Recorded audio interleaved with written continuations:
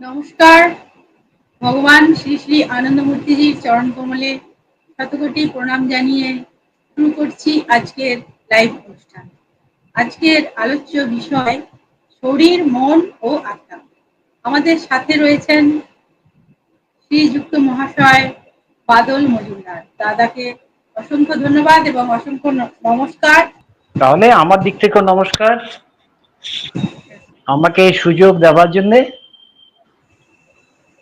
অর্থাৎ বাবার যে ফিলসফি সেটা বলার সুযোগ পাচ্ছি, সেই জন্য অবশ্যই আমার দিক থেকে কৃতজ্ঞতা থাকা উচিত। তা আপনিও সার্ভিস দিচ্ছেন ভালোই, আপনি এই কাজটি না করলে তো হতো না। সবাইকে এগিয়ে আসতে হবে এই কাজের মধ্যে। তো কথা হচ্ছে এই যে আপনি আজকের বিষয় নির্ধারণ করেছেন শরীর, মন ও আত্মা। শরীর, মন ও আত্মা, এটি হচ্ছে আজকের আলোচ্য বিষয়। আজকে যা কিছু আলোচনা করব সেই একজনের কাছ থেকে শিক্ষা নিয়েই করব। সেটা হচ্ছে আমার পরম শ্রদ্ধেয় গুরুদেব শ্রী শ্রী আনন্দমূর্তিজি। অর্থাৎ তার যে বইপত্র পড়ে যা আহরণ করতে পেরেছি তা থেকেই বলব। আর এই যে শরীর, মন, আত্মা, এটা নিয়ে অনেক মতভেদ আছে। সেই মতভেদটাই আজকে তুলে ধরব। আমাদের জীবনের একটা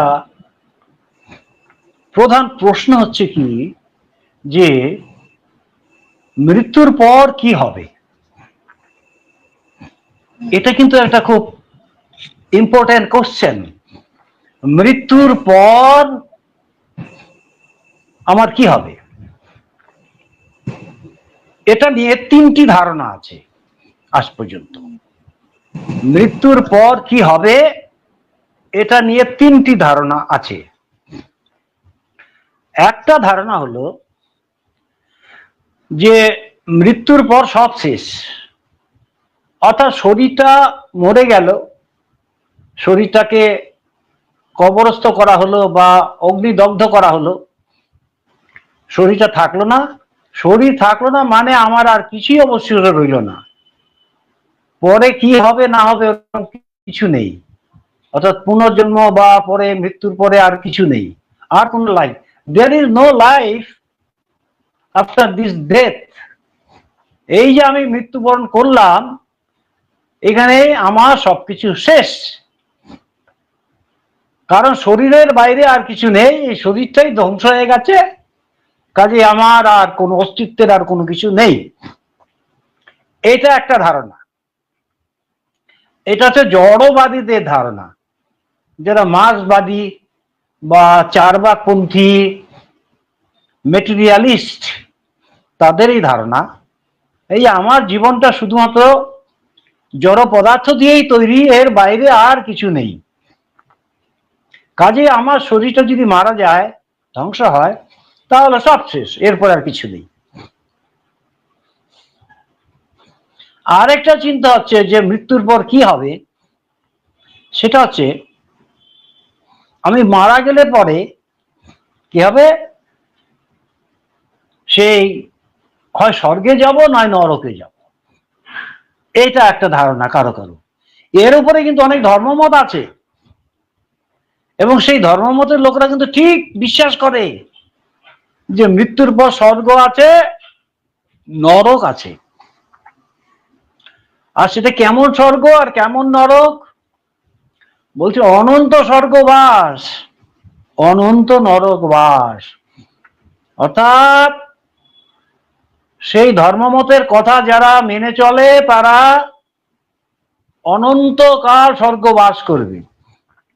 আর স্বর্গে কি সবই পাওয়া যায়, যা চাই তাই পাই, এরকম ব্যাপারটা।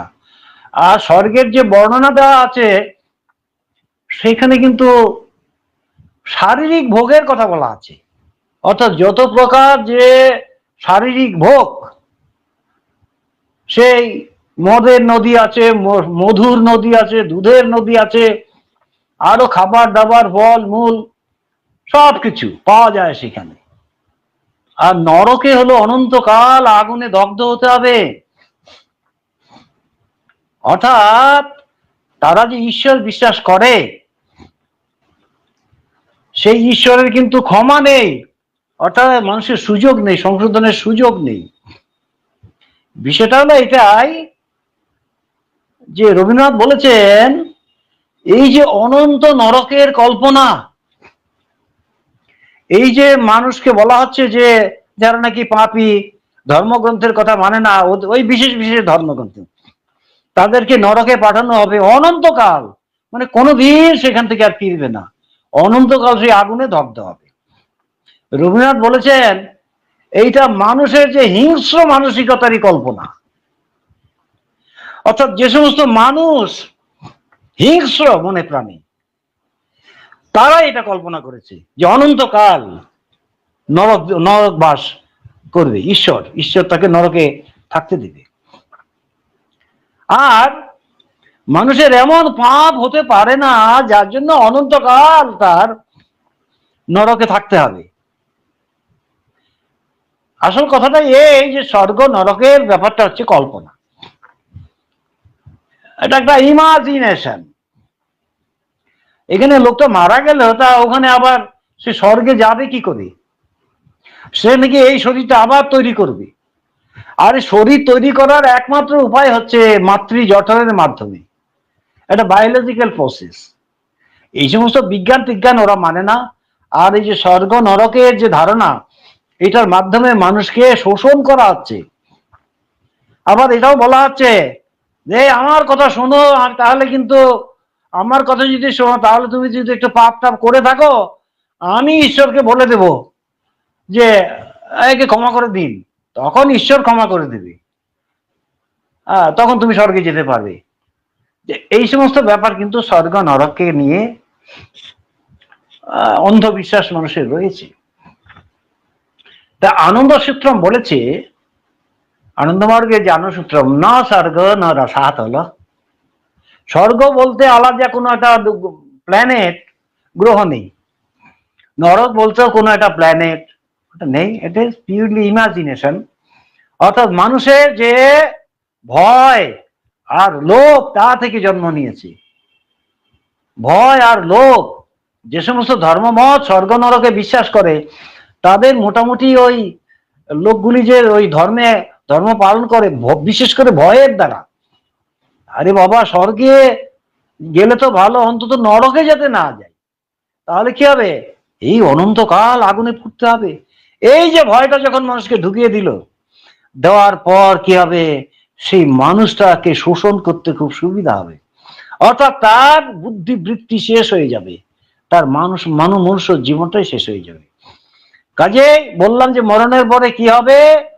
প্রথম ধারণাটা হলো যে সব শেষ, মরে গেলে আর কিছু থাকবে না। আরেকটা ধারণা হলো যে মৃত্যুর পরে স্বর্গে যাব, নয়তো নরকে যাব। এটা হলো দ্বিতীয় ধারণা। তৃতীয় ধারণাটা হচ্ছে এই, যেটা গীতার ধারণা, আমাদের আনন্দমার্গের ধারণা, বা ভারতে অনেকেই এটা, ভারতের অনেক আধ্যাত্মিক মিশন, আধ্যাত্মিক মহাপুরুষেরা এটা মানেন। সেটা হচ্ছে জন্মান্তর। অর্থাৎ মৃত্যুর পর আবার জন্মগ্রহণ করতে হবে। এই যে আবার জন্মগ্রহণ করতে হবে, এই সম্পর্কে শ্রীকৃষ্ণ বলছেন যে আমরা যেমন পুরাতন কাপড়, পুরাতন বস্ত্র ত্যাগ করে নতুন বস্ত্র পরিধান করি, এরকম আত্মাও সেরকম শরীরটা নষ্ট হয়ে গেলে সেটা পরিত্যাগ করে নতুন শরীর ধারণ করে, নতুন জন্মগ্রহণ করে। এখন কথা হলো এই যে এটার প্রমাণটা কোথায়? এই যে বলা হচ্ছে যে আবার পুনর্জন্ম হয়, আত্মাটা অমর, এটার প্রমাণটা কোথায়? এটার প্রমাণ আছে, এটার প্রমাণ আছে। এটার প্রমাণটা হলো জাতিস্বরদের দিয়ে এটার প্রমাণটা হয়। জাতিস্বর হচ্ছে তারাই যারা নাকি পূর্বজন্মের কথাটা বলতে পারে। শিশুরা সবাই জাতিস্বর। ওই যে নবজাত শিশু, প্রত্যেকেরই কিন্তু পূর্বজন্মের কথা মনে থাকে, কিন্তু একটু বয়স বাড়ার সাথে সাথে এই জীবনের ছাপ তার মনের মধ্যে পড়ার সাথে সাথে ওটা ভুলে যায়। কিন্তু কিছু কিছু শিশু কিন্তু একটু বেশি বয়সেও ভোলে না, অর্থাৎ আগের জন্মের কথাটা মনে মনে রাখতে পারে, তার মনে থাকে। এই যে জাতিস্বরের যে ঘটনাগুলো, এইগুলো কিন্তু সত্যি ঘটনা। যেমন ধরুন, আপনি গুগলে সার্চ দেবেন শান্তি দেবী। শান্তি দেবী নামে এক মহিলা, তিনি আগে জন্মেছিলেন মথুরাতে। তার একটি ছেলে সন্তান ছিল, স্বামী ছিল, মারা যান। মারা যাওয়ার পর তিনি দিল্লিতে আবার একটা পরিবারে মেয়ে হয়ে জন্মগ্রহণ করেন।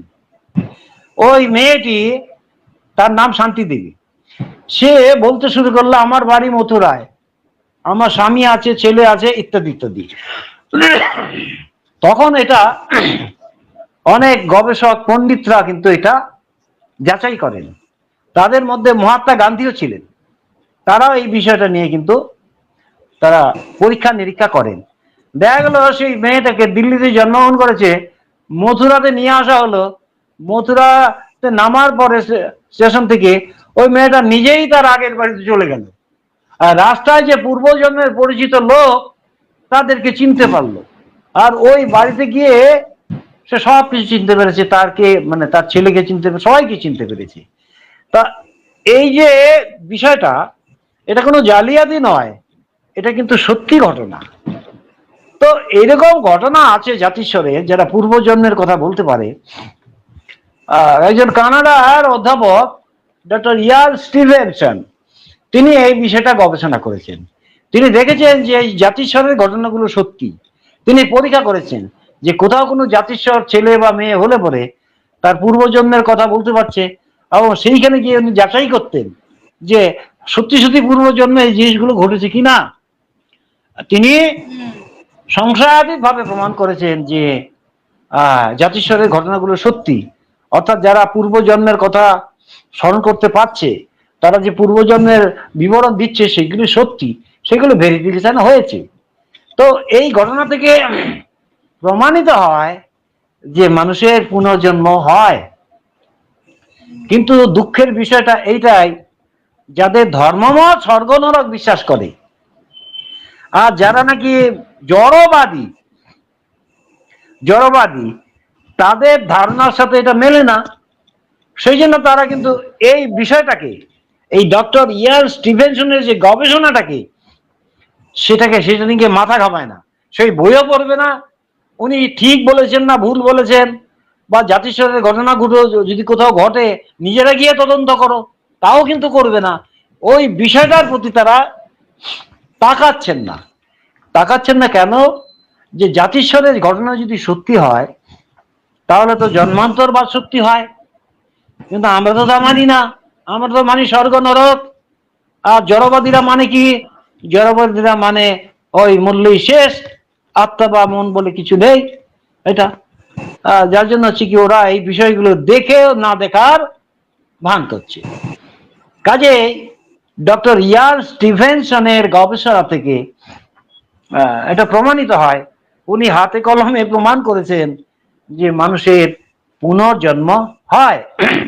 এখন যার নাকি এটা মানতে অসুবিধা হয়, সে ওটা পড়াশোনা করবে না বা ওটা যাচাই করবে না। তাহলে আমরা এখন এটাই ধরে নিতে পারি যে পুনর্জন্ম হয় এই জাতিস্বরের ঘটনাগুলো থেকে। তাহলে কি দেখতে পাচ্ছি? পুনর্জন্ম যদি হয়ে থাকে, তাহলে নিশ্চয়ই আমি যে মরে গেলাম, তার মানে আমার সবকিছু শেষ হয়নি। আমার আত্মা বা মন কিন্তু কিন্তু মরেনি। আমার আত্মা বা মন, এটা কিন্তু মরেনি, সেটা অমর। আসলে মন আর আত্মা সেটা অমর। আরে শরীরও তো অমর। মানে কি, কেউ মারা গেলে শরীরটা পচে যায়, ধ্বংস হয়ে যায়, কিন্তু তার উপাদানগুলি তো থাকে, মলিকুল গুলো, অ্যাটম গুলো থাকে তো। যে মোমবাতি পোড়ালে কি হয়, মোমটা শেষ হয়ে যাচ্ছে দেখছি, কিন্তু মোমটার যে পদার্থগুলো তো অন্য রূপে বাতাসে চলে যাচ্ছে। অর্থাৎ জলীয় বাষ্প আর কার্বন ডাইঅক্সাইড রূপে তো বাতাসে চলে যাচ্ছে। কাজে মোমের যে মূল যে অ্যাটম গুলো আছে সেগুলো ধ্বংস হয় না। কাজে আমাদের যে শরীরটা সেটা থাকছে না, আমরা বলছি ধ্বংস হয় ঠিকই, কিন্তু তার যে ম্যাটারটা সেটা কিন্তু অন্য রূপে রূপান্তর কনভার্টেড হয়ে যাচ্ছে। ঠিক আছে, মুদ্রা কথাটা এই যে বিশ্ব ব্রহ্মাণ্ডে কোনো কিছুই ধ্বংস হয় না, সবই রূপান্তরিত হয়।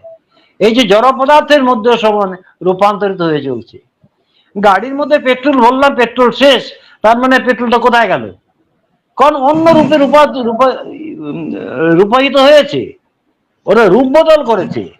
আগে তরল ছিল, তারপরে কার্বন ডাইঅক্সাইড পরিণত, কার্বন মনোক্সাইড এগুলিতে পরিণত হয়ে বাতাসে মিশে গেছে। এই তো ব্যাপারটা। তাহলে আমার শরীরটাও যেমন মিশে যাচ্ছে, পঞ্চভূতে কিন্তু মিশে যাচ্ছে, হ্যাঁ, কিন্তু তার কিন্তু কোনো কিছুই ধ্বংস হচ্ছে না, তার অ্যাটম গুলো, পরমাণুগুলি ধ্বংস হচ্ছে না। আর আমার মনটা কিন্তু একেবারেই ধ্বংস হচ্ছে না, আত্মাও ধ্বংস হচ্ছে না। এটা কিন্তু মূল কথা, এগুলো ধ্বংস হচ্ছে না। তাহলে আর এই যে যারা নাকি মডার্ন সাইকোলজি পড়ে, আধুনিক মনস্তত্ত্ব পড়ে, আধুনিক মনোবিজ্ঞান যারা পড়ে, তারা কিন্তু সাধারণ মানুষের মনস্তত্ত্ব স্টাডি করে। আধ্যাত্মিক মানুষদের কিন্তু মনস্তত্ত্ব তারা স্টাডি করতে পারে না, ওটা করে না। তারা মানুষকে ধরে নিয়েছে যে মানুষ ভোগের পিছনেই ছুটবে, এটাই স্বাভাবিক। এইভাবে মানুষকে ব্যাখ্যা করে। মানুষ তার ইনস্টিংক্টের দ্বারা, বৃত্তির দ্বারা চালিত হয়ে, মানে হীন বৃত্তির দ্বারা, পশু বৃত্তির দ্বারা চালিত হয়ে মানুষ কাজকর্ম করে, সব এইভাবেই তারা ব্যাখ্যা করে আধুনিক মনস্তত্ত্ব। কিন্তু এমনও তো মানুষ আছে যারা ভোগের জগৎ থেকে জগৎ ত্যাগ করে ত্যাগের দিকে যায়।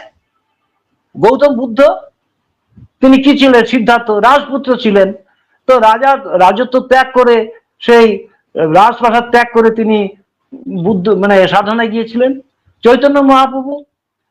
তাহলে দেখা যাচ্ছে যে মডার্ন সাইকোলজি যা,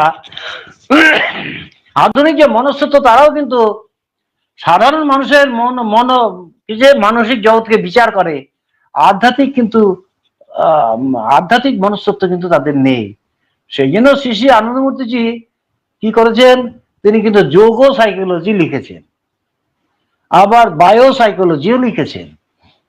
বায়ো সাইকোলজি হলো কি, মানুষের যে শরীর, তার যে গ্রন্থিগুলো যে আছে, সেইটা মনের উপর কি প্রভাব বিস্তার করে।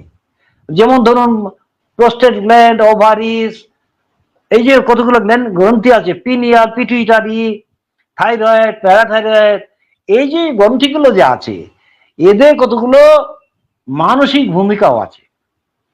হ্যাঁ, শরীরের উপরে আর মনের উপরে ভূমিকা আছে। এটাই হচ্ছে কি বায়ো সাইকোলজির আলোচ্য বিষয়।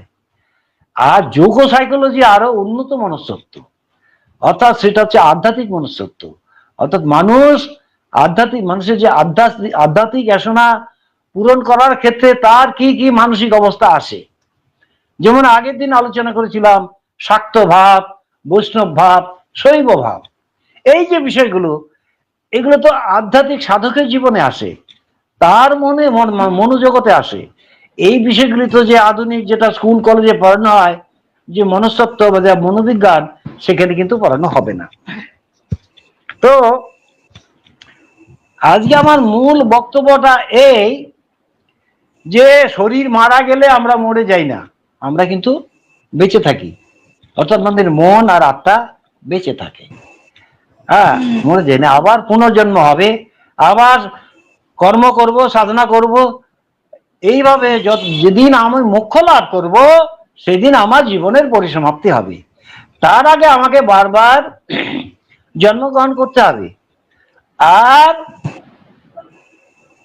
আমার যে জন্মগ্রহণ করতে হবে, এটা কিন্তু সত্য, কিন্তু এই বিষয়টা নিয়ে সাধারণ মানুষ ভাবে না, একেবারেই ভাবে না। অর্থাৎ তুমি বেঁচে আছো, তুমি একটা জীবন যাপন করছো, তুমি মৃত্যুর পর তুমি সাপ হবে না ব্যাঙ হবে না মানুষ হবে, তুমি এটা ভাববে না? নাকি সিংহ হবে, হায়না হবে, শুকর হবে, তুমি এটা ভাববে না? তোমার তো ভাবতে হবে এটা। তা সেই অনুসারে তো তোমার জীবন যাপন করতে হবে, সেই জন্য তো আধ্যাত্মিক সাধনা করতে হবে। এই জন্য বাবা বলেছেন এই কথাটা, যে যে দুবেলা সাধনা করবে, নিয়মিত সাধনা করবে, মৃত্যুকালে পরমপুরুষের কথা তার মনে জাগবেই যাবে, ও মুক্তি সে পাবেই পাবে, এই কথাটা বলেছেন। আবার বলেছে যে এটা যদি না করা হয় তাহলে কি হবে, কোটি কোটি বছর, কোটি কোটি জন্ম তার পশু জীবনের ক্লেশে দগ্ধ হতে হবে। কোনো মানুষকেই যাতে সেই ক্লেশে দগ্ধ হতে না হয়, সেই জন্য আধ্যাত্মিক সাধনার পথে সবাইকে নিয়ে আসতে হবে। এটা কিন্তু আমাদের কর্তব্য, মানুষকে বলা যে আপনার এটা ভাবতে হবে মৃত্যুর পর কি হবে। আপনি একবার শেষ হয়ে যাবেন, এটা ভুল। আপনি স্বর্গ নরকে যাবেন, এটা কল্পনা। প্রমাণিত সত্য কোনটা, যে আপনি আবার জন্মগ্রহণ করবেন। এটা তো আমার ভাবতে হবে মানুষ হয়ে, আর সেই অনুসারে কাজ করতে হবে। তো এখন যে মানুষটা মানুষ হয়ে জন্মগ্রহণ করলো, কিন্তু সে ব্যাপারটা হলো সে জীবন যাপন করলো, ভোগের জীবন যাপন করলো। তা ভোগের জীবন যাপন করতে করতে কি হবে, তার তার মানে জীবনের দিনান্তে এসে সেই মানুষটা পশুবধ হয়ে যাবে। অর্থাৎ সে মানুষ হয়ে আছে, চেহারাটা ঠিকই, কিন্তু সে ভয়, ভীতি, আকাঙ্ক্ষা, লোভ, এইগুলি হয়তো বৃদ্ধ হয়ে গেছে, তার ক্ষমতা নেই, কিন্তু এগুলি প্রচন্ড ভাবে তার দেখা দেবে। তাহলে ওই রকম একটা মানুষ যখন জন্মগ্রহণ করবে, সে কি মানুষের শরীর পাবে না পশুর শরীর পাবে? সেই জন্য হচ্ছে কি, যে এই বিষয়টা আমাদের ভাবতে হবে, যে আমি মৃত্যুর পর আবার যখন পৃথিবীতে আসি, হ্যাঁ, তাহলে যেন মানুষই আসি। হ্যাঁ, এটা প্রভাব সঙ্গীত আছে, আমি যদি আবার আসি তাহলে যেন তোমারই কাজ করতে পারি। আবারও যদি মানব জন্ম আমি পাই, হে পরম পিতা, তাহলে যেন তোমারই কাজ আবার করতে পারি। এইটাই হচ্ছে সাধকের ভাবনা, যে আমি আবার তো আসবো নিশ্চয়ই, তুমি তো আমাকে নিয়ে আসবে অবশ্যই, হে পরম পুরুষ। আমি যেন আবার তোমাকে ভুলে না যাই, বারবার জন্য আমি তোমারই কাজ করে যেতে চাই। এটা হচ্ছে একটা, এরকম একটা প্রভাত সঙ্গীত আছে, এটা আমরা গাই সাধারণত শ্মশানে। কি যেন, নবী যদি পুনঃ মানব জন্ম করিব গো আমি তোমারই কাজ, লবি যদি পুনঃ মানব জন্ম করিব আমি তোমারই কাজ। তাহলে it is the most important question, যে মৃত্যুর পর আমার কি হবে, এটা ভাবতে হবে। কিন্তু অধিকাংশ মানুষ সেটা ভাবে না। কিন্তু হয়তো বা 10 বছর বা 20 বছর সেই মারা যাবে, তারপরে সে কি কি কি জন্ম নেবে,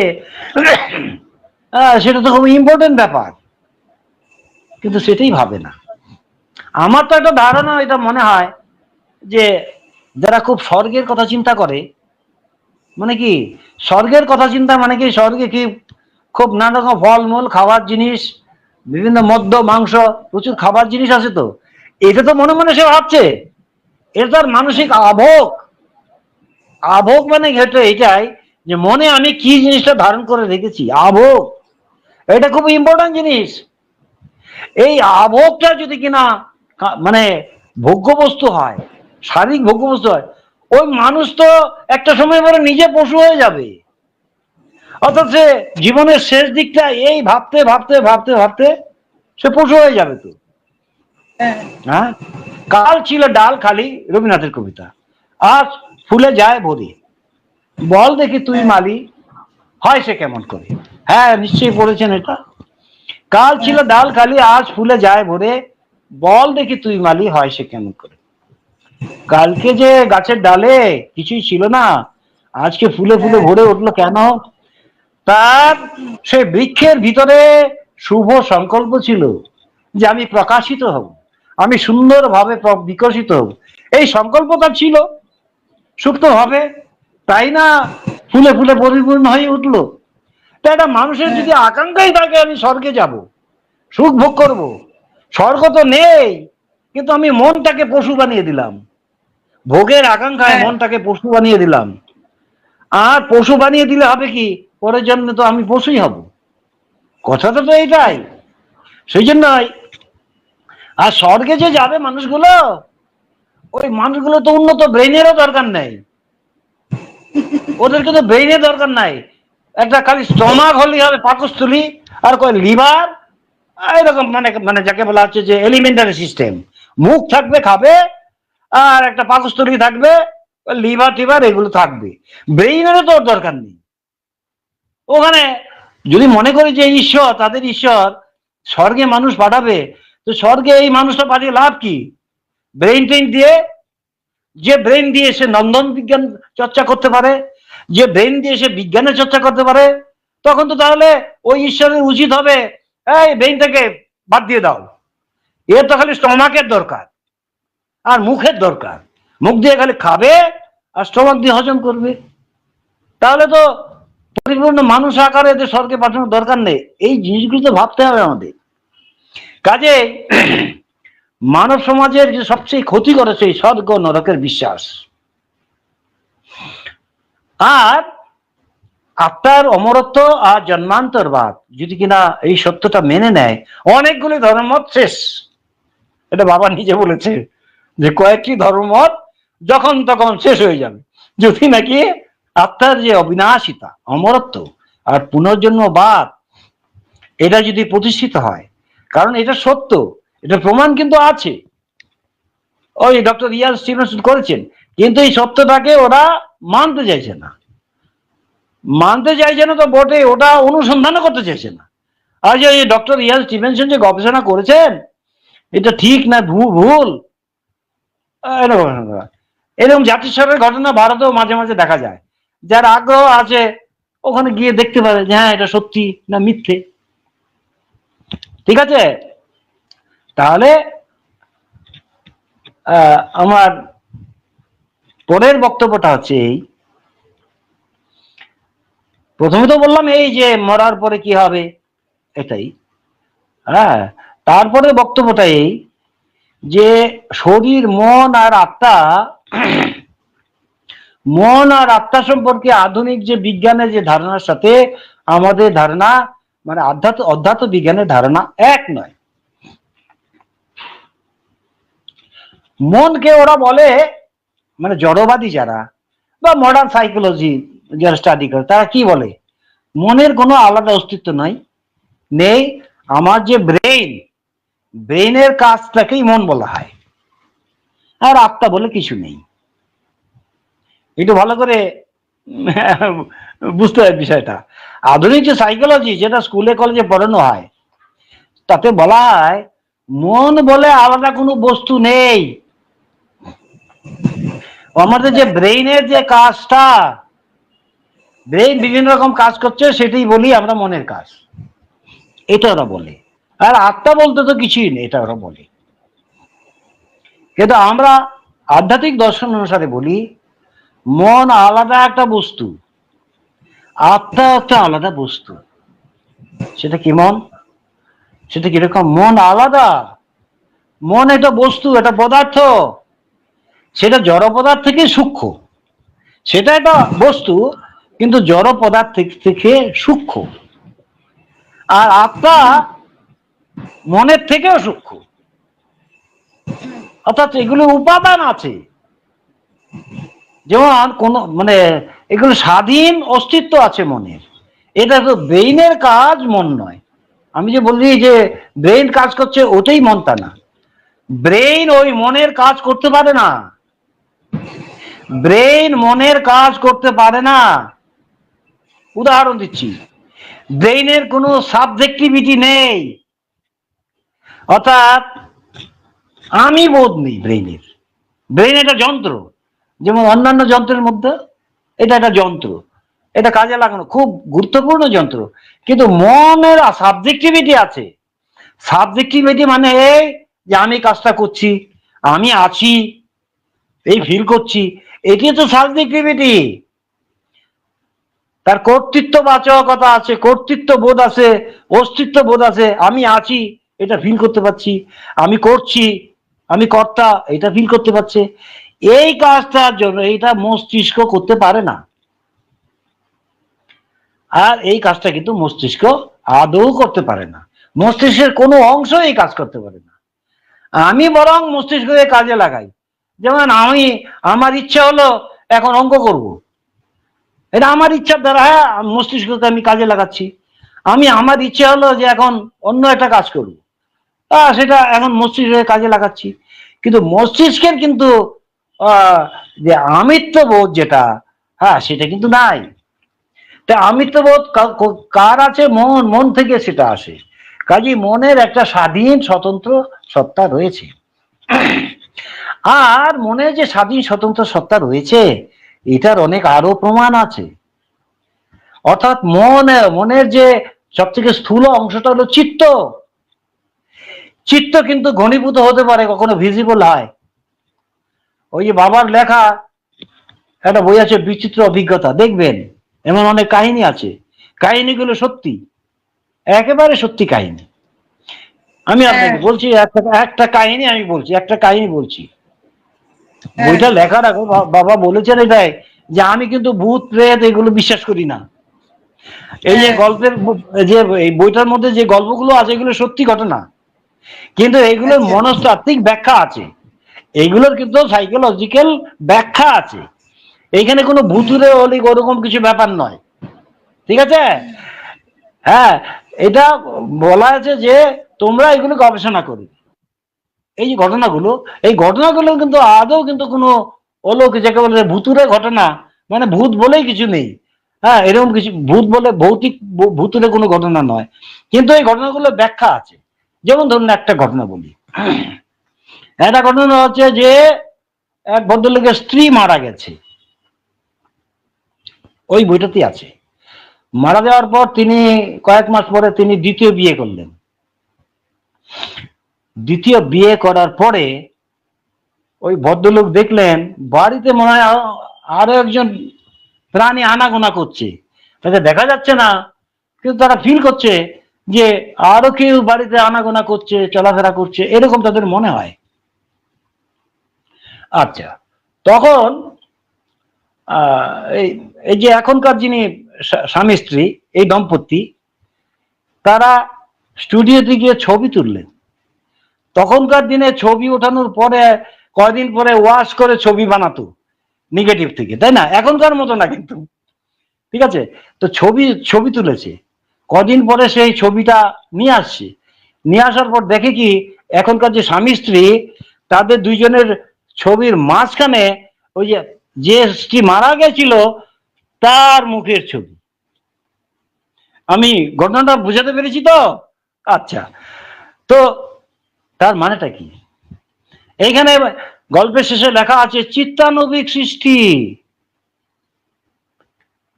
তাহলে দুইজনের মাঝখানে ওই আগের স্ত্রীর ছবিটা, মুখের ছবি কেন আসলো?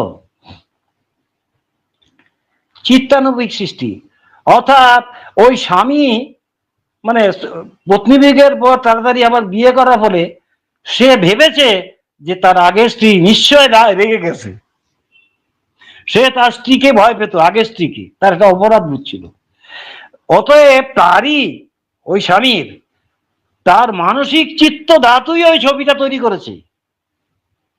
ওই যে তার যে মৃত স্ত্রী যে ছবির মুখটা, ওটা কিন্তু তার মনের যে চিত্ত ধাতু, একটু প্লাজমিক স্টাফ, সেটারই ছবি ওটা। আমাদের মনের যে চিত্ত ধাতুটা আছে, সে সেরকম রূপ ধারণ করতে পারে। আমি যেমন ভাবছি তেমন রূপ, এবং সেই রূপ সেটা কিন্তু ক্যামেরা দিয়ে ছবি ওঠানো যায়। এটা হচ্ছে ব্যাখ্যা। তাহলে মনে তো স্বাধীন বৈশিষ্ট্য আছে। মন তো শুধু মস্তিষ্ক নয়, এখানে তো দেখতেই পাওয়া যাচ্ছে যে তার মন একটা জায়গায় গিয়ে একটা মানে একটা অবয়বে পরিণত হলো। ওই বিচিত্র অভিজ্ঞতায় কিন্তু আরো এরকম ঘটনা আছে, যেগুলি থেকে প্রমাণিত হয় যে মনে যে আলাদা অস্তিত্ব রয়েছে। আর মনের যে তিনটা উপাদানের মধ্যে সব থেকে স্থূল চিত্ত যেটা, ওটা ঘনীভূত করা যায়, ওটা কখনো ঘনীভূত করা যায়।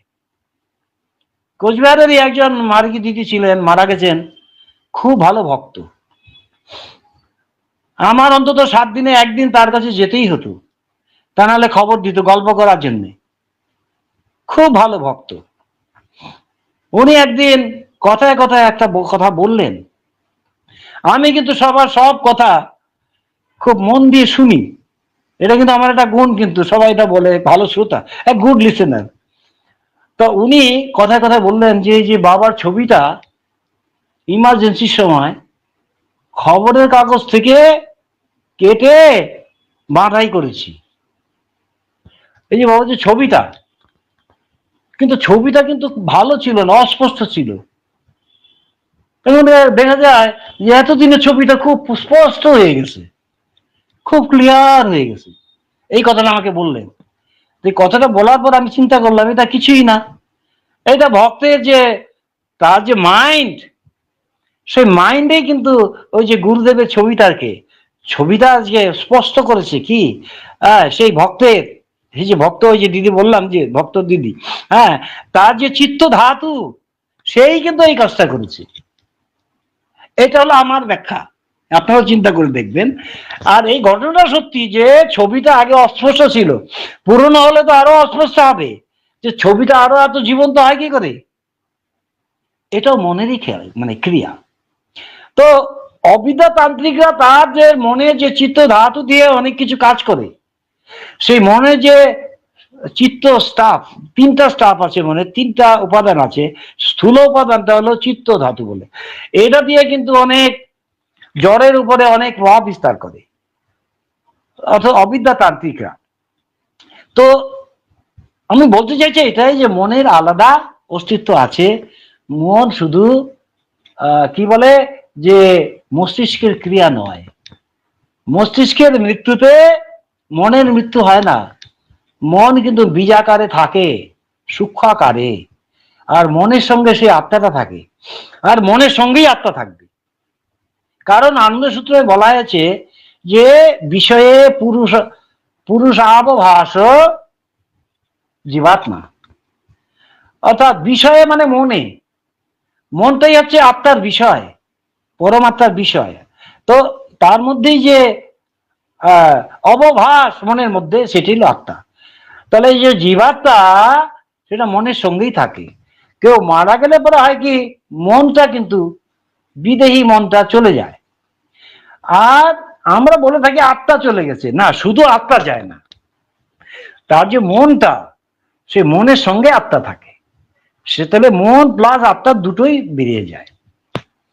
তাহলে পুনর্জন্মটা কি করে হয়? পুনর্জন্মের ক্ষেত্রে কিন্তু একটা বিজ্ঞান আছে। বিজ্ঞানটা এরকম যে, এরকম তো বিদেহী আত্মা অনেক আছে, বিদেহী মন বা বিদেহী আত্মা বলে কেউ কেউ, বিদেহী মন বলে আছে। তো তারা ঠিক শরীর পেলে কিন্তু জন্মগ্রহণ করতে পারবে, উপযুক্ত শরীর পেলে জন্মগ্রহণ করতে পারবে। মানে কি, তার তার যে মানসিক যে স্পন্দন, তার যে মেন্টাল ভাইব্রেশন, তাহলে এমন শরীর তার দরকার যে শরীরেরও একই রকম মেন্টাল ফিজিক্যাল ভাইব্রেশন হয়। তাহলে সেই ভ্রূণেই সে যাবে যার ভাইব্রেশনটা তার মনের ভাইব্রেশনের সাথে সমান্তরাল হয়। সেইভাবে সে প্রকৃতির দ্বারা সেইভাবে সে পুনর্জন্ম হয়ে থাকে। এটা হচ্ছে কথা। তাহলে আজকে আমি যেটা আলোচনা করলাম সেটা এই যে, এটাই সত্য যে মৃত্যুর পরে আমরা মরে যাই না, মৃত্যুর পরে আমরা থাকি, আমাদের পুনর্জন্ম হয়। আর দ্বিতীয় কথা এই যে আমার মন যেটা বলি, এটা শুধু মস্তিষ্কের ক্রিয়া নয়, মনের আলাদা অস্তিত্ব রয়েছে। আর সেই মনের আলাদা যে অস্তিত্ব রয়েছে, মনের তিনটি উপাদান আছে, মহত্তত্ত্ব, অহংতত্ত্ব, চিত্ত।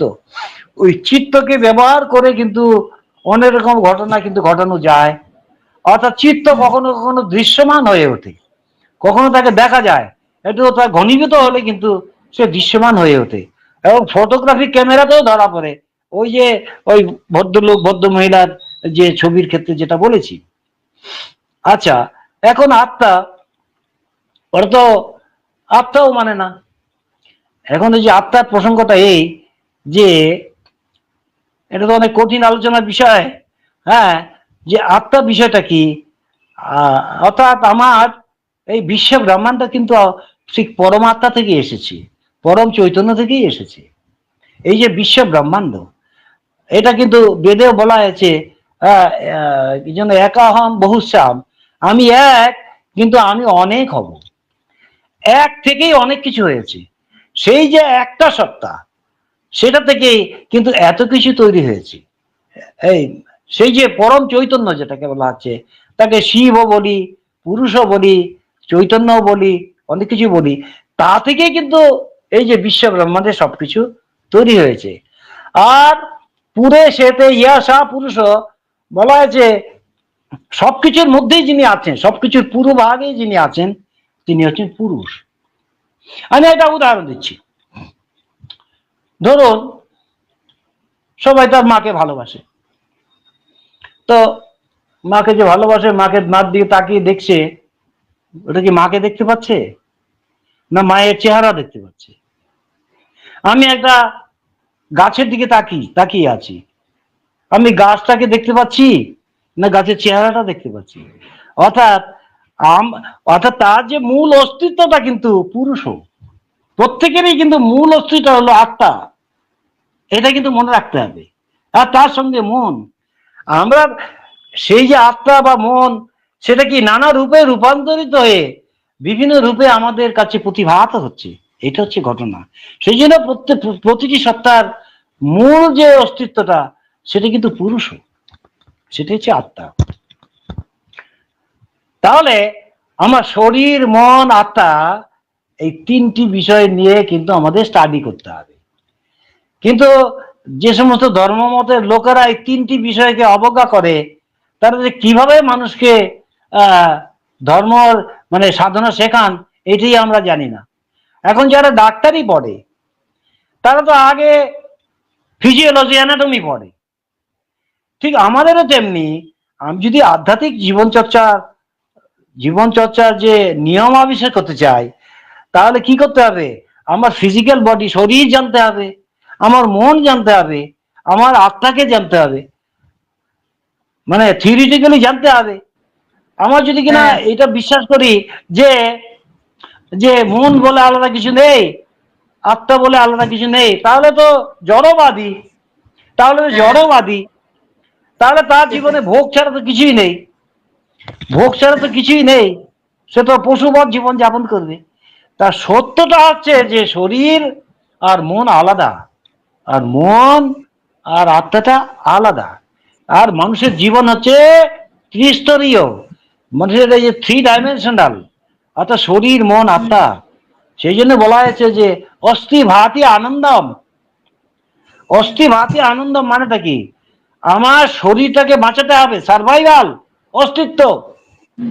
ভাতি মানে কি? মনের ভাতি, অর্থাৎ মনের যে প্রকাশ, মনে যে চিন্তা শক্তি, বুদ্ধি, এগুলো প্রকাশ।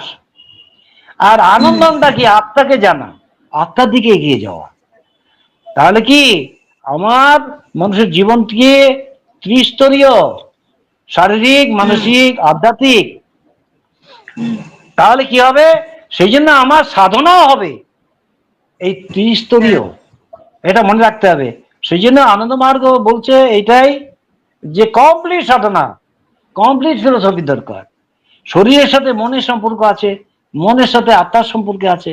এই সব কিছু জানার পরেই কিন্তু যিনি জানবেন, তিনি কিন্তু প্রকৃত আধ্যাত্মিকতার পথ নির্দেশ করতে পারেন। সেই জন্য বলা হয়েছে যে সত্যিকারের গুরু তিনি হচ্ছেন তন্ত্র মন্ত্র বিশারদ। তন্ত্র বিশারদ, তন্ত্র মন্ত্র বিশারদ মানে কি? বিশারদ মানে যিনি থিওরি জানেন, আবার প্র্যাকটিক্যাল সাইজটাও জানেন। কারণ থিওরিক্যাল জ্ঞানও যারা আছে, প্র্যাকটিক্যাল জ্ঞানও যারা আছে, তাকেই বলছে বিশারদ। তো এই জন্যই আমি যেটা বলতে চাইছি, যে এই বিষয়গুলি আমাদের ভাবতে হবে। যে বিষয়গুলির সাথে বিজ্ঞানের ধারণা বা অন্যান্যদের ধারণার সাথে অমিল হয়, মেলে না, ওখানে কিন্তু যুক্তি দিয়ে লড়াই করতে হবে। এখন যারা স্বর্গ নরক বিশ্বাস করে, তারা তো নিজের জীবনকেই শেষ করবে, নিজের জীবনটাই তো অন্ধবিশ্বাসে শেষ করবে। আর যারা মনে করে যে এই জীবনটাই, মরে গেলে সব শেষ, ওরা আর কি করবে? ওরা তো ঋণঙ্কিতা গীতম বিভেদ, ওরা তো পশুর মতো জীবন যাপন করবে। ওদের দ্বারা তো জীবনে কিছু হবে না। কেউ যদি জানে যে আমি মরার পরে আর কিছুই নেই, তাহলে সে কি করবে? আরে আমি ঋণ করে হলেও ঘি খাবো, যতবারই ভোগ করবো, এই তো করবে। ঠিক আছে, এই ধরনের মানুষ তৈরি করবে। আর স্বর্গ নরকের বিশ্বাসীরা কি করবে? ওর তো সবসময় ভয়েই থাকবে, এই বাবা নরকে গেলে একদম মুশকিল। এটা ওয়েস্টার্ন অনেক মানুষ এটা ভয় পায়, আমাকে বলেছে যে হেল ফায়ার, নরকের আগুন প্রচন্ড ভয় পায়। আরে বাবা, ভয় পেলে তো আধ্যাত্মিক সাধনা হবে না, ভয় পেলে। আর আমরা কি চাই? আমরা চাই এই তোমাকে চাই, মানে পরম পুরুষ তোমাকে চাই। হ্যাঁ, দার্শনিক ভাবে আমরা এটা জানি, দার্শনিক ফিলোসফিক্যালি আমরা জানি জন্মান্তর হয়, হ্যাঁ, আবার জন্ম হয়, ভালো কাজ করলে পরে, আধ্যাত্মিক সাধনায় থাকলে করলে পরে আরো উন্নত মানুষ হয়ে জন্ম হবে, এগুলো আমরা জানি, এগুলো জানা দরকার আছে। কিন্তু আমাদের আকাঙ্ক্ষাটা কি?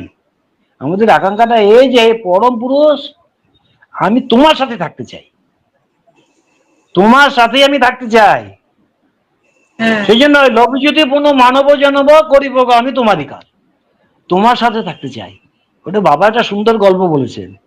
অর্থাৎ শিশু যখন খিদে পেয়ে যে কান্না করছে, মা এসে তাকে খাইয়ে দিল, খাইয়ে দিয়ে শিশু শান্ত হয়ে গেল, মা তখন নিজের কাজে চলে গেল।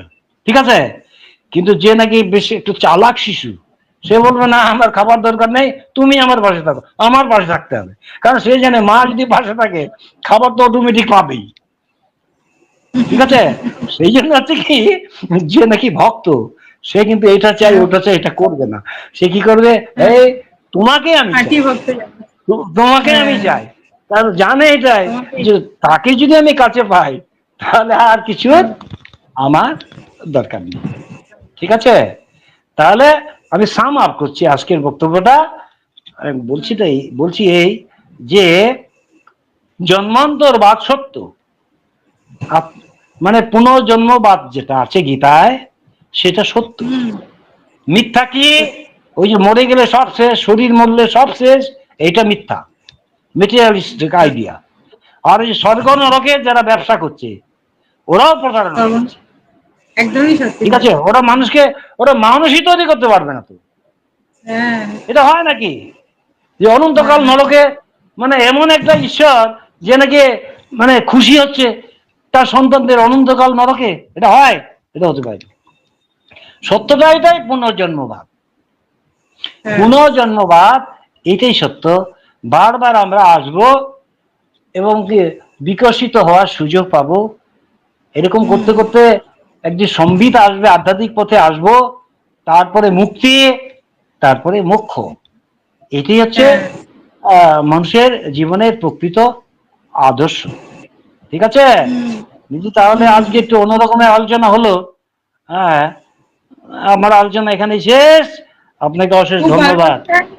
অনেক মানে আমাদের বুদ্ধি খুলে গেল। আপনার এত সুন্দর করে বুঝিয়েছেন আর এত ভালো করে বলেছেন, যারা আমরা মানে স্বর্গ নরকের বিশ্বাসী ছিলাম তারা আমরা আজকে সব খোলাখুলি ভাবে একদম মানে পুরো পরিষ্কার ভাবে আপনি জানিয়েই দিয়েছেন যে কোনটা সত্যি কোনটা মিথ্যা। হ্যাঁ, তো আমাদের